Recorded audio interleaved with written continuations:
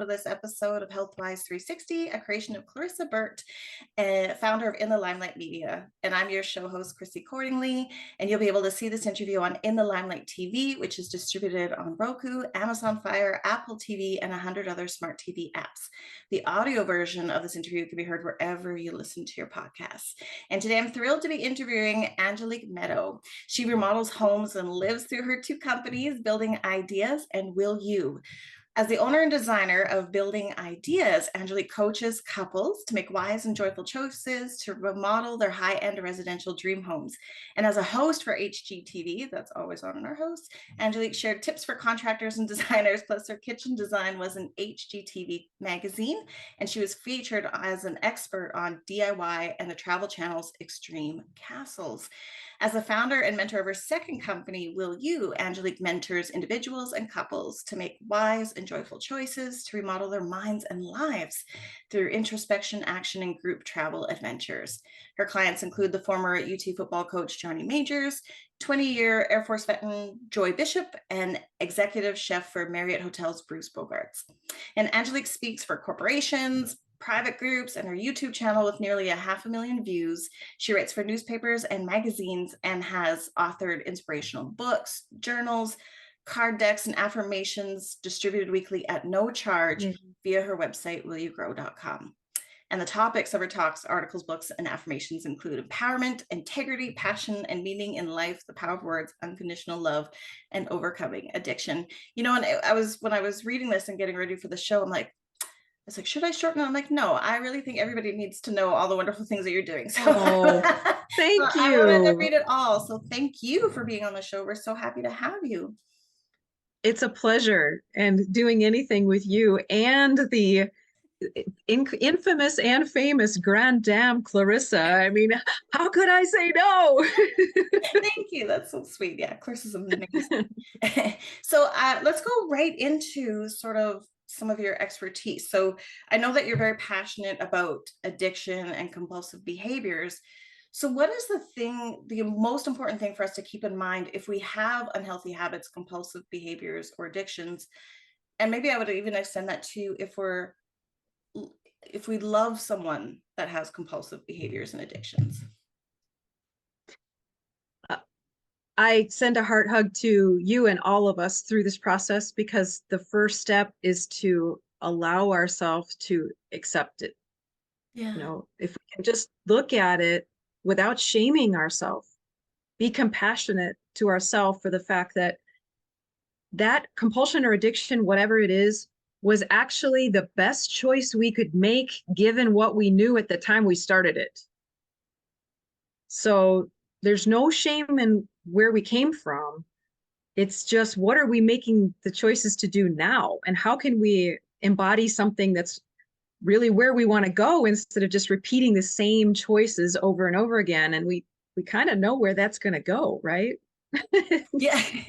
Yeah, absolutely. I just heard this line yesterday, and I'm sorry to whoever thought it up originally, because I don't know who did, but it was, you cannot heal a body that you do not love.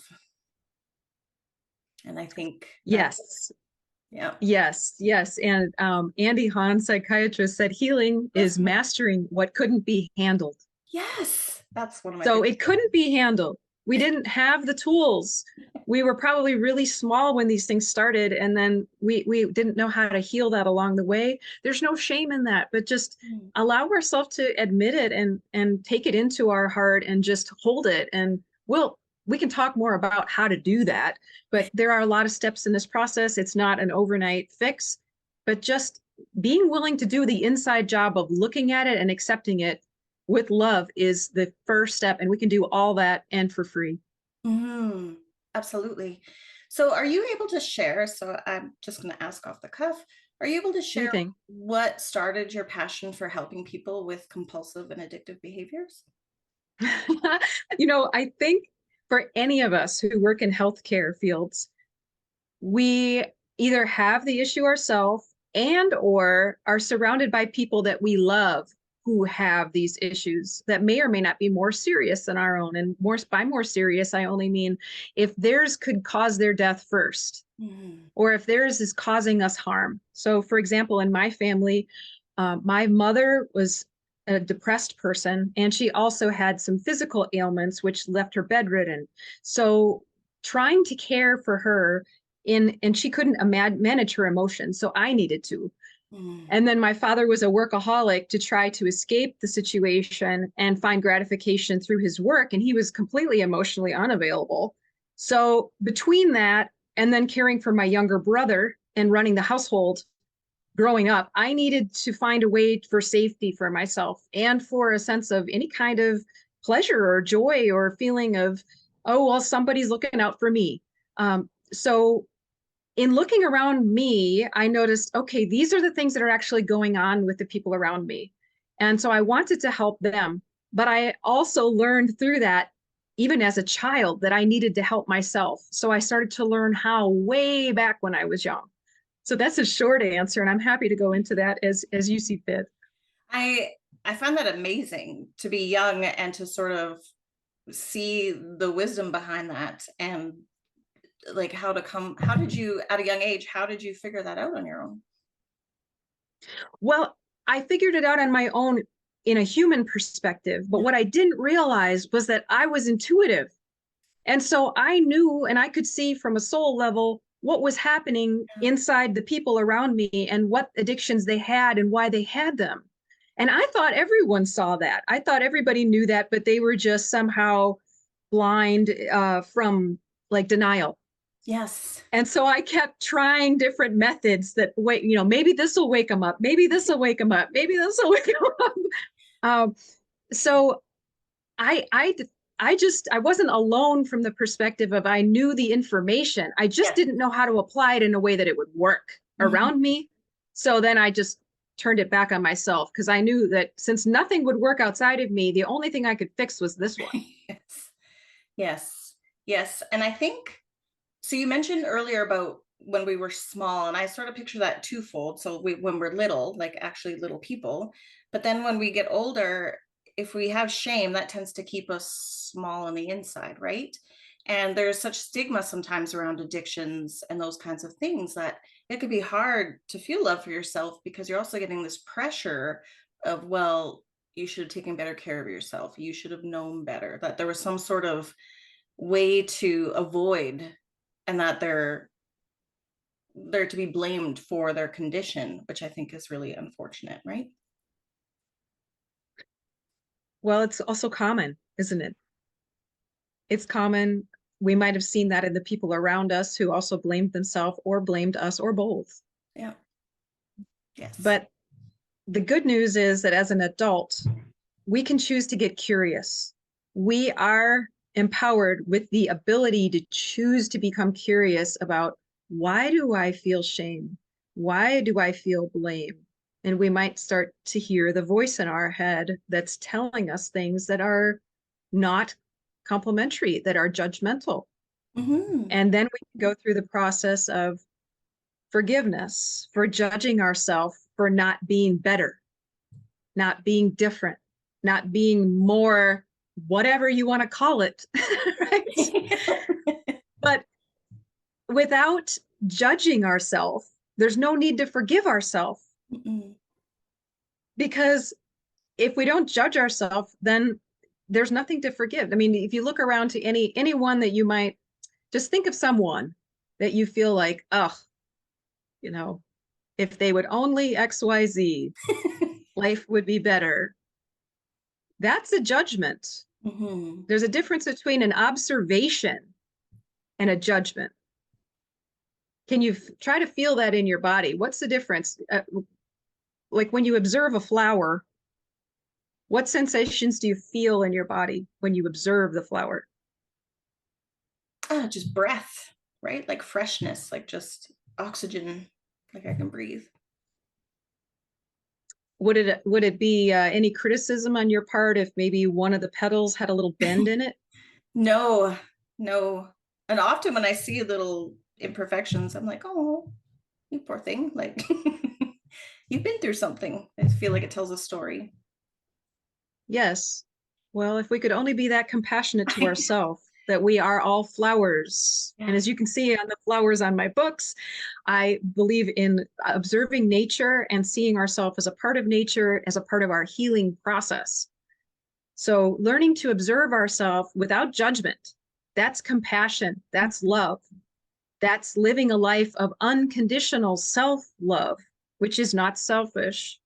And that allows us to heal and hold those things that we have used as addictions that are now holding us back. Yes, I love that. So once we start to sort of acknowledge or see or observe that we're sort of walking that line of unhealthy choices, what can we do to open up to healthier choices? Well, the great news is willingness is the key to that. And then, noticing, where am I not willing? Mhm.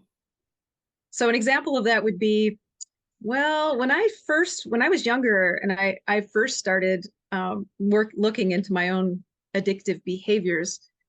Do we have time for a little story? Of course we do. Yeah. Okay. We have All all right. the time in the world. So in between taking care of my parents and my brother, at the end of the day, I would go down to my room in my secret stash of donuts, Mm.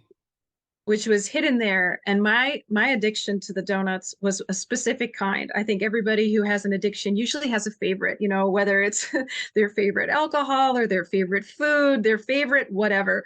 My favorite was Entenmann's Crullers in the white paper box with the cellophane wrapper on the top, and you could see them through there, and they would call me from the grocery store. So Mhm. I'd put that, I got to go shopping. So because I was in charge of the shopping, then I got to put the boxes of donuts into the cart. Well, I went down in the middle of the night after finishing all the chores and taking care of everybody, and they were all in bed and getting ready to sleep. And that was what I'd call like me time. And I would get into the box of my donuts in the dark, trying to not let that cellophane wrap make any noise to wake anybody up. And I would start eating on my donuts. And the next thing I knew, it was like an unconscious thing. The next thing I knew, I just kept eating and eating and eating until the entire box of donuts was gone. And I'm like reaching into the corner of the bottom of the white box to try to get those last little crumbs and get them into my mouth. And at that point, I had the choice to ask myself, am I going to go try to sneak out the window to buy more donuts? Because part of me really wanted more donuts and go down to the gas station and try to get more donuts. Or am I going to not do that? So at that moment, that's the key to understanding willingness. After we're in the addiction and we're in that moment, that crux point where we get to make a choice, how much of us is really willing to change and how much of us isn't? And recognize part of me was willing to go down and get the donuts, and part of me was curious about what else there was in this world, or why, because I was so sick to my stomach. I was so sick to my stomach, and I still wanted donuts. I knew it wasn't hunger. So I asked myself, if I'm not hungry, what do I really want? If I don't want donuts, what do I really want? Because it must not be about the donuts if I still want donuts and I'm going to make myself even sicker or possibly throw up. And it was at that moment that I realized the most important thing that sprungboard all of this off from there. And that was that I really wanted sweet love, Mhm. unconditional, nurturing, care, attention, someone who could pay attention to my needs, my emotions, my feelings, my desires, my dreams, my goals. That was an empowering and a scary moment because I didn't know how to do that as a child. I couldn't get that from my mother. I couldn't get that from my father. So that was the moment that I started to cry. And yes, there are moments where we have to tear down the walls. That was a wall for me, using the donuts as an excuse. Like we tear down the walls in our house to remodel. We remodel ourselves this way. Allow that to come down, allow that to cry, allow ourselves to realize what we really want, which is love, and then learn how to love ourselves. And even as a child, I got to learn the simple, easy ways to love myself. As a child, it meant I could go for a walk.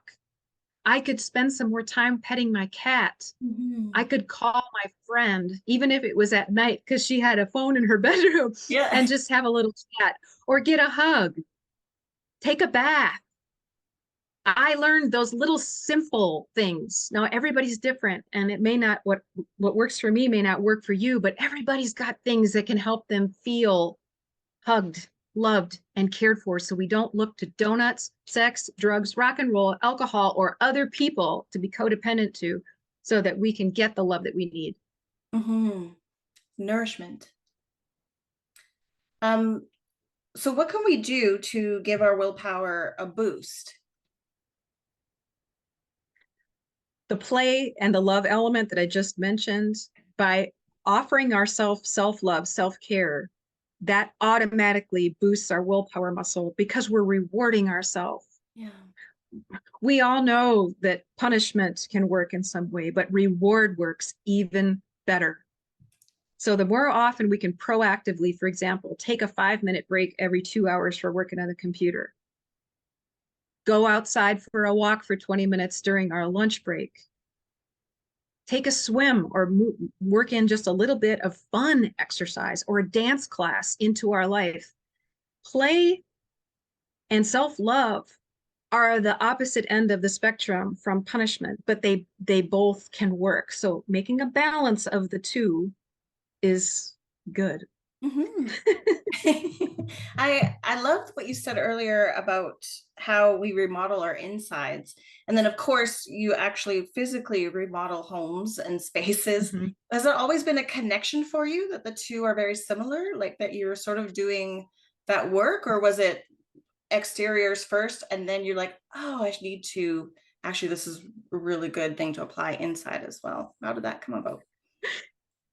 That's a sweet question. Thank you. Thank you for asking. So as you could tell from my story, I tried to remodel my parents Yeah. from in their life. That didn't work. But I knew that they also, not my dad, my mother complained, didn't like the way that my house was made. So because I have the intuitive vision to see what structures can look like before they're built, I can envision an entire house remodeled to its ultimate potential according to the people living in it before Mm. that's done. I can see it in my mind. Same thing for a soul structure. What's the ultimate way that this one can be built to facilitate perfect soul growth? Mm. So I tried to work it on my parents. It didn't work. So because of that, I started remodeling the house, or pitching the ideas to my mother and father, because they were very physically based and what they could see meant something to them. It took many, many years, but eventually I got to remodel their home when I started to do that in my own business. I did small things as a child, like, I could move things from one place to Mm. another. I could rearrange furniture, but I actually at some point later got to just demo some of the inside and redo their whole home. And they've absolutely loved it ever since. That's their favorite thing that I think I've ever done as a child for, for them. So I'd be very curious to ask though. So even though you couldn't change their internal environment, when you actually made improvements to the external environment, was there internal effects too that came with it? Like, did it just happen to Yes. hit both places? Yes. So when we were talking about how love and fun, when we add that to our life, it makes us feel more centered and it gives us willpower. So the punishment and the rewards go together. It's, Yeah. we can do more rewards than punishment. It still works. Same thing.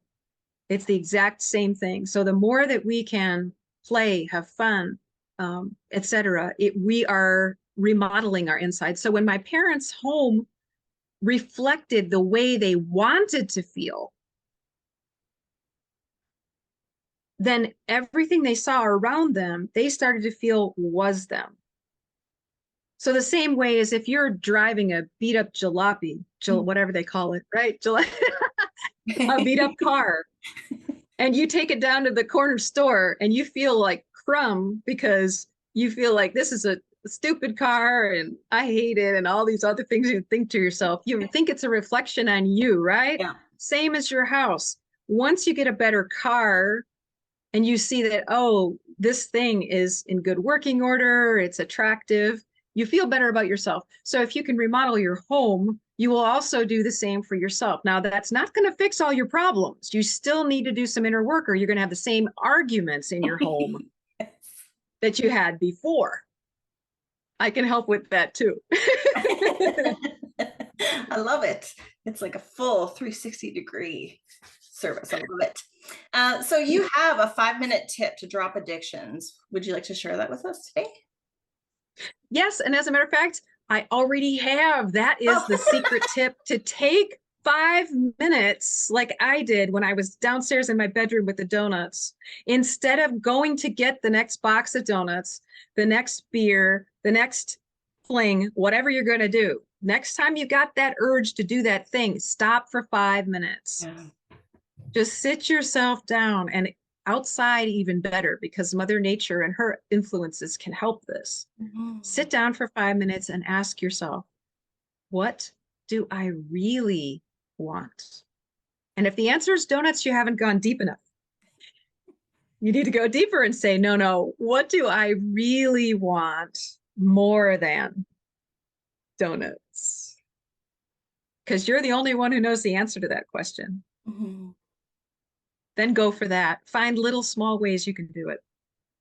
I just keep picturing myself going, I want peace on earth and donuts. How can we just have both? Sorry, just a little giggle. I like to choke. Balance. Right. You can't do it all at once. It's steps. You can't, and you don't want to either. And that's the whole point. Don't drag yourself kicking and screaming. Find a way to do it that makes it joyful, that makes it, okay, I'm ready for this step. I might not be ready for, I don't know, being on, center stage with 100 donuts, but maybe I can just peel it back and cut down to, a box a week instead of a box a night. You know what I mean? You gotta take the steps. And that's the sort of not going cold turkey way, but there are benefits to cold turkey as well. It just depends on where you are with things and how convicted you are that this is the right choice for you. Because once you know it's got to go, when you start negotiating with eating more of the donuts or whatever you do, you're really negotiating with, you could call it the devil or whatever. You're negotiating with the evil that's causing you destruction and death in your own life. Mm-hmm. Yep, absolutely. I know for me, so I've had similar issues in past as well. And a lot of it, I was able to change. Everybody has a different strategy or thing that will work for them. And just because you try cold turkey and it doesn't work, doesn't mean it's not meant to be, right? There's so many different ways, and you can be creative too, which is really cool. So mine was always crowded out with something really great and good for me. So the more I wanted something bad, I would go do something that made me feel good in a different way that was healthy for me.